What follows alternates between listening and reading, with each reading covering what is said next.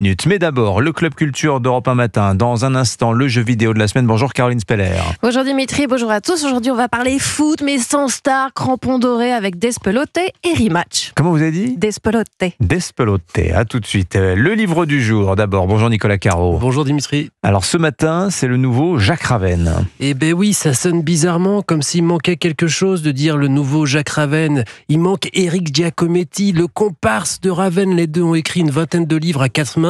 Des romans historiques, des thrillers ésotériques avec le nom de la rose, voyez, avec des héros francs-maçons ou templiers. On dit un Giacometti Ravenne comme on disait un Boileau-Narcejac. Et ben celui-là, Les Ressuscités chez Lattès, n'a été écrit que par Jacques Ravenne. Et de quoi ça parle ? Ça commence avec un vieux plan de Paris de 1309. On voit le cimetière des Saints-Innocents, le charnier de Saint-Séverin, le Grand Châtelet, et on zoome sur l'île de la Cité et donc sur Notre-Dame. Une petite troupe s'introduit nuitamment dans la prison des chanoines, assomme le gardien, exfiltre une prisonnière, c'est une sorcière. En tout cas, réputée comme telle. La scène suivante, on reste dans le thème, c'est un rituel satanique. Une malédiction est lancée contre le pape et le roi Philippe le Bel. C'était pour ça, la sorcière. Les chapitres sont courts à chaque fois, et pour le suivant, on change un peu d'ambiance. Il fait beau, c'est le printemps, mais enfin, Arnal, un drapier de la rue Saint-Éloi, est un peu anxieux. On comprend, puisqu'il est convoqué par le garde des Sceaux, Guillaume de Nogaret. Ah oui, c'est l'homme qui a fait mettre au cachot les Templiers. Exactement, et Jacques de Molay, le chef de l'ordre, qui sera à l'origine des rois maudits. Terrible, le Nogaret. Et donc, notre petit drapier n'est pas très à l'aise. Il se demande bien ce que peut lui vouloir cet homme-là. Je vous laisse découvrir, vous ne serez pas déçus de la scène. Nogaret est furax parce qu'une relique a été volée et il charge Mathilde de la retrouver. En échange, il lui promet de la délivrer du couvent. Draco aussi en quête. C'est un ancien croisé, un brin dérangé, comme Artuste, spécialiste des poisons en tout genre. Ensuite, on rencontre une petite troupe de chevaliers qui répondent au doux nom de l'écorcheur ou balafre, des Templiers en rogne.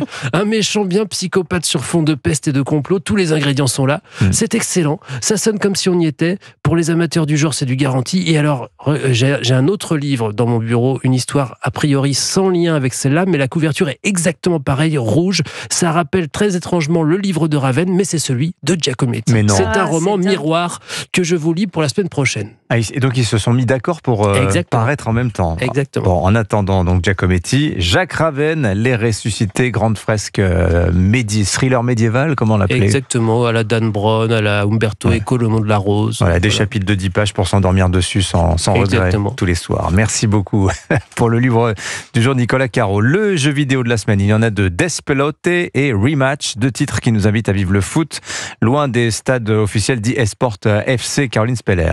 Oui, oubliez la simulation réaliste. Despelote est un jeu indépendant narratif qui parle d'enfance et de l'engouement d'une nation. Direction Quito. En 2001, l'Équateur est sur le point de se qualifier pour sa toute première Coupe du Monde de foot. On incarne Julian, un garçon de 8 ans. Son ballon devient un moyen de découvrir son quartier, son quotidien et de ressentir l'effervescence collective.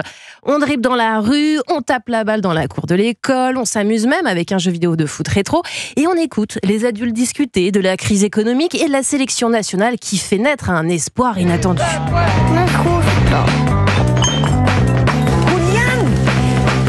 Le jeu est clairement à la frontière entre documentaire et souvenir du créateur. Les graphismes adoptent d'ailleurs un style crayonné, vieille photo. Les dialogues sont en espagnol, les sons enregistrés dans les rues de Quito. Au final, Despelote montre ce que le football peut être, un jeu d'enfant et un lien social. Alors, le second jeu, Rematch, propose une autre approche pour se concentrer sur le plaisir, simplement de jouer à la balle. Oui, après Sifu, son titre d'action-aventure de Kung Fu, le studio parisien Slow Clap revient avec un jeu de foot multijoueur en ligne, dynamique et sans règles. Pas de hors-jeu, de faute ou d'arrêt de jeu. Les matchs en équipe de 3 à 5 sont aussi intenses qu'une partie de Rocket League. Mais ici, pas de voiture. On incarne un joueur à part entière et sur le terrain, tout repose sur la réactivité. On change de poste à la volée pour sprinter, intercepter, défendre ou attaquer.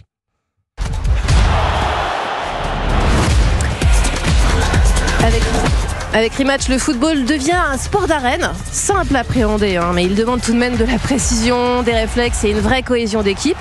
C'est une vraie bouffée d'air frais, sans microtransactions agressives, qui revient à l'essentiel, Dimitri, courir, passer, tirer et célébrer. Et ceux qui ont le Game Pass de Microsoft, c'est inclus dans leur abonnement. Merci beaucoup Caroline Speller. Les jeux vidéo sur Europe 1, c'est aussi toute la semaine le top jeu pour remporter chaque jour une Switch de la console de Nintendo que tout le monde s'arrache. Oui, avec le jeu Mario Kart World que Caroline Speller a testé, qu'elle a adoré, le grand écran de la Switch 2. Bref, elle est formidable. Il y a d'autres jeux quand même, Nicolas Caro, mais celui-là, on vous l'offre avec la console. Elle est à gagner tous les jours à n'importe quel moment dès que vous entendez le signal. Et d'ailleurs, nous appellerons à 8h30, juste après la grande interview de Sonia Mabrouk, le gagnant ou la gagnante de cette Switch 2 tout à l'heure sur Europe 1. Bonne chance. 7h, 9h.